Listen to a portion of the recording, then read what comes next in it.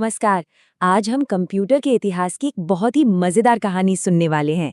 हम सब मिलके ये समझेंगे कि कैसे वो बड़ी बड़ी मशीनें जो एक जमाने में पूरे पूरे कमरे जितनी जगह लेती थी, आज सिमट कर हमारी जेब में आ गई हैं। तो चलिए कंप्यूटर की इस कहानी और इसके विकास को अच्छे से समझते हैं। लेकिन सबसे पहले ये सवाल आता है कि भाई हमें कंप्यूटर का इतिहास जानना ही क्यों है। देखिए, इसका जवाब बहुत आसान है। जब हम अतीत को समझते हैं ना, तो हमें आज की टेक्नोलॉजी की असली कीमत का अंदाजा होता है। इससे हमें पता चलता है कि हम इन कमाल के डिवाइस तक पहुंचे कैसे। और यही समझ हमें भविष्य की टेक्नोलॉजी के बारे में सोचने की ताकत भी देती है। तो चलिए कहानी में और गहराई से उतरते हैं।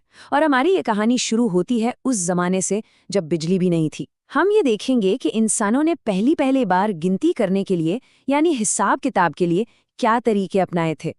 हजारों साल पहले इंसान गिनती करने के लिए बहुत ही सीधी साधी चीजों का इस्तेमाल करते थे, जैसे कि अपनी उंगलियां, छोटे छोटे पत्थर या फिर जानवरों की हड्डियां। यही वो सबसे शुरुआती और बेसिक तरीके थे जिन्होंने आगे चलकर बड़ी और कॉम्प्लेक्स मशीनों की नींव रखी।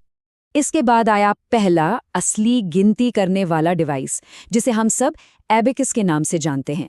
माना जाता है कि इसका आविष्कार करीब 3000 साल पहले चीन में हुआ था। इसमें एक लकड़ी का फ्रेम होता था जिसमें कुछ रॉड लगे होते थे और उन पर होते थे मोती।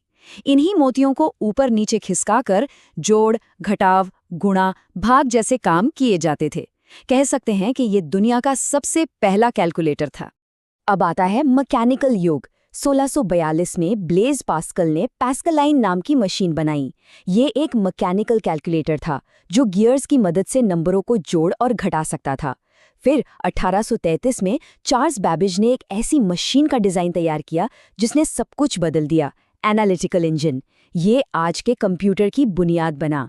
और 1890 में हरमन होलरिथ ने जनगणना के ढेर सारे डेटा को जल्दी से गिनने के लिए पंच कार्ड सिस्टम बनाया, जिससे डेटा प्रोसेसिंग बहुत तेज हो गई। और हाँ, चार्ल्स बैबेज को कंप्यूटर का जनक या फादर ऑफ द कंप्यूटर भी कहा जाता है। पता है क्यों? क्योंकि उनका जो एनालिटिकल इंजन था ना, भले ही वो कभी पूरी तरह बन नहीं पाया, पर उसका आइडिया आज के कंप्यूटर जैसा ही था। उसमें इनपुट, मेमोरी, प्रोसेसर और आउटपुट, ये चारों बेसिक चीजें थी, बिल्कुल वैसे ही जैसे आज हमारे कंप्यूटर काम करते हैं। ये बात भी बड़ी मजेदार है कि एनालिटिकल इंजन को कमांड्स कैसे दिए जाते थे।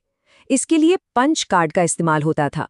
ये गत्ते के कार्ड होते थे जिनमें छेद किए जाते थे। हर छेद का एक खास मतलब होता था और छेदों के इसी पैटर्न से मशीन को बताया जाता था कि उसे करना क्या है। असल में यही वो पहला तरीका था जिससे मशीन में इंस्ट्रक्शन स्टोर किए जाते थे। हम इसे आज के सॉफ्टवेयर का परदादा भी कह सकते हैं। चलिए अब मैकेनिकल दुनिया से निकलकर इलेक्ट्रॉनिक दुनिया में कदम रखते हैं और देखते हैं कि बिजली के आने से कंप्यूटिंग में क्या जबरदस्त क्रांति आई। यहीं से कंप्यूटर की पीढ़ियों यानी जेनरेशन्स की कहानी शुरू होती है। तो कंप्यूटर की पहली पीढ़ी चली 1940 से 1956 तक। इस दौर की मेन टेक्नोलॉजी थी वैक्यूम ट्यूब। ये वैक्यूम ट्यूब एक कांच के बल्ब जैसा दिखता था और एक इलेक्ट्रॉनिक स्विच की तरह काम करता था, मतलब बिजली के फ्लो को कंट्रोल करता था। लेकिन इसके साथ दो बड़ी दिक्कतें थीं। एक तो इसका साइज बहुत बड़ा था और दूसरा ये गर्मी बहुत ज्यादा पैदा करता था। ये जो शुरुआती इलेक्ट्रॉनिक कंप्यूटर थे ना, वो यकीन नहीं मानेंगे कितने बड़े थे। जरा सोचिए, एक कंप्यूटर जो एक पूरे कमरे में फिट होता हो। ऐसा इसलिए था क्योंकि इनमें हजारों वैक्यूम ट्यूब लगे होते थे। ये बिजली भी बहुत खाते थे, बहुत गर्म हो जाते थे और इसी वजह से अक्सर खराब भी रहते थे। इसका सबसे फेमस एग्जाम्पल है ENIAC, जो दुनिया के पहले इलेक्ट्रॉनिक कंप्यूटरों में से एक था। लेकिन फिर एक छोटे से आविष्कार ने सब कुछ बदल कर रख दिया। और वो आविष्कार था ट्रांजिस्टर। दूसरी पीढ़ी के कंप्यूटर जो 1956 से 1963 तक चले, उनमें वैक्यूम ट्यूब की जगह ट्रांजिस्टर का इस्तेमाल शुरू हुआ। ट्रांजिस्टर एक छोटा सा सेमीकंडक्टर डिवाइस था जो वही काम करता था जो एक वैक्यूम ट्यूब करता था, पर यह साइज में बहुत छोटा था और बिजली भी न के बराबर इस्तेमाल करता था। और ये एक बहुत बड़ी छलांग थी। ट्रांजिस्टर्स वैक्यूम ट्यूब्स के मुकाबले साइज में बहुत छोटे थे, बिजली बहुत कम लेते थे और कहीं ज्यादा भरोसेमंद थे। इसी एक छोटे से आविष्कार की वजह से कंप्यूटर पहली बार छोटे, तेज, सस्ते और ज्यादा भरोसेमंद बने। लेकिन रुकिए, कंप्यूटर को छोटा बनाने का ये सफर यहीं खत्म नहीं हुआ। अगला बड़ा कदम था एक ही छोटी सी चिप पर बहुत सारे ट्रांजिस्टर लगा देना। और इसी से शुरू हुई तीसरी पीढ़ी, जो 1964 से 1971 तक चली। इसकी मेन टेक्नोलॉजी थी इंटीग्रेटेड सर्किट्स, जिसे हम शॉर्ट में आईसी कहते हैं। आईसी को आप ऐसे समझ सकते हैं जैसे सिलिकॉन के एक छोटे से टुकड़े पर बसा हुआ ट्रांजिस्टर का शहर। एक नन्ही सी चिप पर सैकड़ों ट्रांजिस्टर फिट कर दिए गए। इससे कंप्यूटर और भी ज्यादा पावरफुल हो गए और आम लोगों तक पहुंचने लगे। इसी पीढ़ी में कंप्यूटर वैसे दिखने लगे जैसे हम आज उन्हें पहचानते हैं। वो और भी छोटे और तेज हो गए। पहली बार कंप्यूटर से बात करने के लिए कीबोर्ड और रिजल्ट देखने के लिए मॉनिटर का इस्तेमाल शुरू हुआ। इतना ही नहीं, ऑपरेटिंग सिस्टम भी आ गए, जिससे एक ही कंप्यूटर पर एक साथ कई सारे प्रोग्राम चलाना मुमकिन हो गया। और फिर आई चौथी पीढ़ी, जो 1971 से शुरू होकर आज भी चल रही है। इसकी सबसे बड़ी खोज है माइक्रोप्रोसेसर। माइक्रोप्रोसेसर ने तो कमाल ही कर दिया। इसने कंप्यूटर के दिमाग यानी सीपीयू के सभी जरूरी हिस्सों को एक ही चिप पर लाकर रख दिया। सोचिए, एक पूरे कमरे जितने बड़े कंप्यूटर का दिमाग अब हमारे नाखून के बराबर की चिप में समा गया था। माइक्रोप्रोसेसर के आने से ही पर्सनल कंप्यूटर यानी पीसी का जन्म हुआ। इसने कंप्यूटिंग को बड़ी बड़ी लैब्स से निकालकर हमारे घरों और ऑफिसों तक पहुंचा दिया। आज हम जो भी डेस्कटॉप, लैपटॉप या स्मार्टफोन इस्तेमाल करते हैं, वो सब इसी चौथी पीढ़ी की ही देन है। चलिए अब आज के दौर में आते हैं और देखते हैं कि ये सफर हमें भविष्य में कहाँ लेकर जा रहा है। चौथी और पांचवी पीढ़ी में एक बहुत बड़ा फर्क है।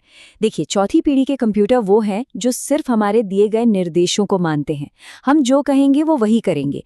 लेकिन पांचवी पीढ़ी के कंप्यूटर ऐसे बनाए जा रहे हैं जो खुद सीख सकते हैं और फैसले ले सकते हैं। और इस पीढ़ी की नींव है आर्टिफिशियल इंटेलिजेंस यानी एआई। तो पांचवी पीढ़ी, जो आज और आने वाले कल की टेक्नोलॉजी है, वो पूरी तरह से आर्टिफिशियल इंटेलिजेंस पर टिकी है। इसमें मशीन लर्निंग और रोबोटिक्स जैसी चीज़ें आती हैं। हम अपनी रोज़ की ज़िंदगी में जो स्मार्ट टेक्नोलॉजी इस्तेमाल करते हैं, जैसे कि वॉइस असिस्टेंट्स, वो सब इसी का हिस्सा है।